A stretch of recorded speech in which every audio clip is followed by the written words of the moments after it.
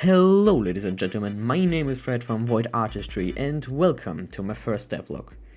So at the time I'm working on a top-down 2D shooter called Horror 1916. To understand the name you have to know what happened in 1916. So for that reason and because I like history, a quick overview of what happened. From the 21st of February 1916 to the 18th of December the same year, French troops were fighting the German invaders in Verdun. The Battle of Verdun should become the symbol of the fighting in the First World War. In the 10 months of fighting, there should be 700,000 casualties.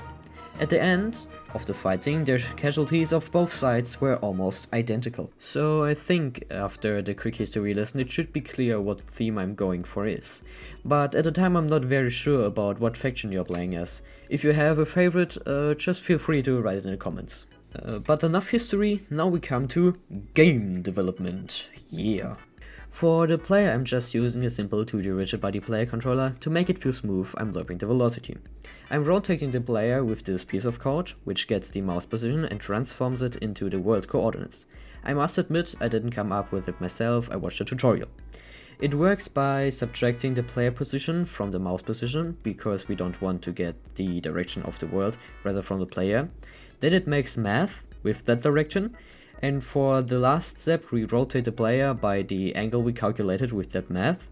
I hope you understood that. It was a bit technical, but I hope I made it understandable.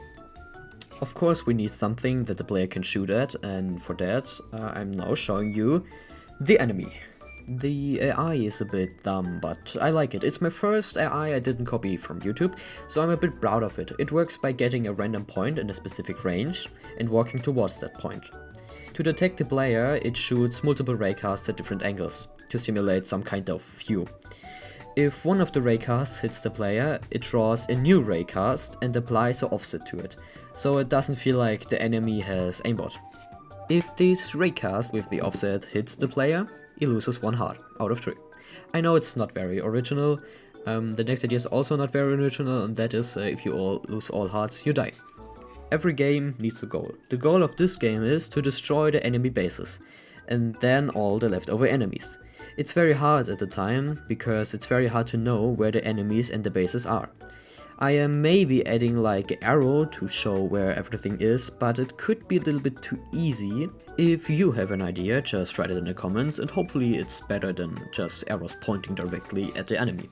There are 2 different win screens, one for killing all enemies and destroying all bases, and one for just destroying the bases. So if you die while trying to kill all the enemies, you don't feel too bad.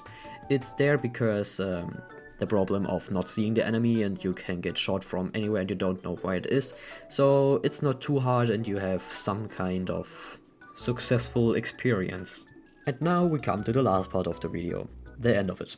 I hope you had fun watching the video and didn't find it too boring. If you have any ideas how I can make the devlogs better, just tell me. And with that, have a nice day.